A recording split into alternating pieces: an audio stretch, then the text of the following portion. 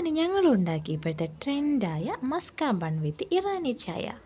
ഇതിനായിട്ട് യൂസ് ചെയ്യുന്നത് നമ്മൾ ബട്ടറുണ്ട്, കണ്ടൻസ്ഡ് മിൽക്ക്, നല്ല സോഫ്റ്റ് ആയിട്ടുള്ള ബണ്ണ്, പിന്നെ ചെറിയ തോതിൽ വാനില എസൻസും. ഞാൻ എല്ലാം ഡിസ്ക്രിപ്ഷനിൽ കൊടുക്കുന്നുണ്ട്. ഇതിന് നമുക്ക് ആവശ്യമായ സാധനം ബട്ടർ, നല്ല സോഫ്റ്റ് ആയിട്ടുള്ള bun, condensed milk, vanilla essence. ഇത്രയാണ് ആവശ്യമായിട്ടുള്ളത്. സാധനങ്ങളുടെ അളവ് കാര്യങ്ങളെല്ലാം ഞാൻ ഡിസ്ക്രിപ്ഷനിൽ കൊടുക്കുന്നുണ്ട്. ഫസ്റ്റ് നമ്മളെ ബട്ടർ ചേർക്കാം. ബട്ടർ ഞാൻ എടുത്തേക്കുന്നത് അമൂലിൻ്റെയാണ്. എനിക്ക് അമൂലാണ് കുറച്ചുകൂടെ ബെറ്ററായി തോന്നിയിരിക്കുന്നത്. പിന്നെ കണ്ടൻസ്ഡ് മിൽക്ക് കുറച്ചായിട്ട് ഒഴിച്ചു കൊടുക്കുക.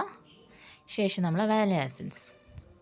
ഇനി നന്നായിട്ട് മിക്സ് ചെയ്യാം. ഈ മിക്സിങ്ങിലാണ് നമ്മളെ കാര്യം കിടക്കുന്നത്. മൂന്നും കൂടെ നന്നായിട്ട് മിക്സ് ചെയ്തുകൊണ്ടേയിരിക്കാം.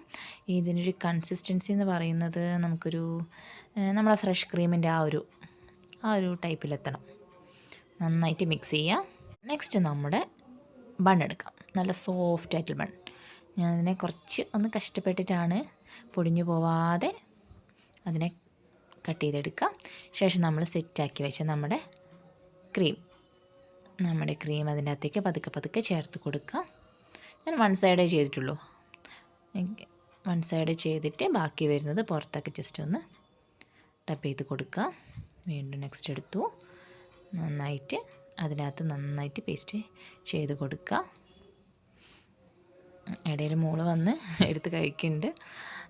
നന്നായിട്ട് മിക്സ് ചെയ്ത് അതിനകത്തൊക്കെ പേസ്റ്റ് ചെയ്ത് കൊടുക്കുക.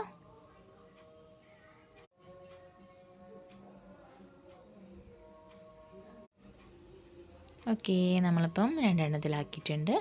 അടുത്തതായി നമ്മൾ ഇറാനി ചായ റെഡി ആയോ എന്ന് പോയി നോക്കിയാലോ. ആവി കൊണ്ട് ഫോണാകെ കവറായി. ഇനി ഇറാനി ചായ ചെറുതായിട്ട് നന്നായിട്ട് അരിച്ച് നമുക്കിതിനകത്തേക്ക് വേറൊരു പാത്രത്തിലോട്ടാക്കിയിട്ടുണ്ട്. ഇനി നല്ല ആവി പറക്കുന്ന ചായ കപ്പിലോട്ട് ഒഴിച്ചു.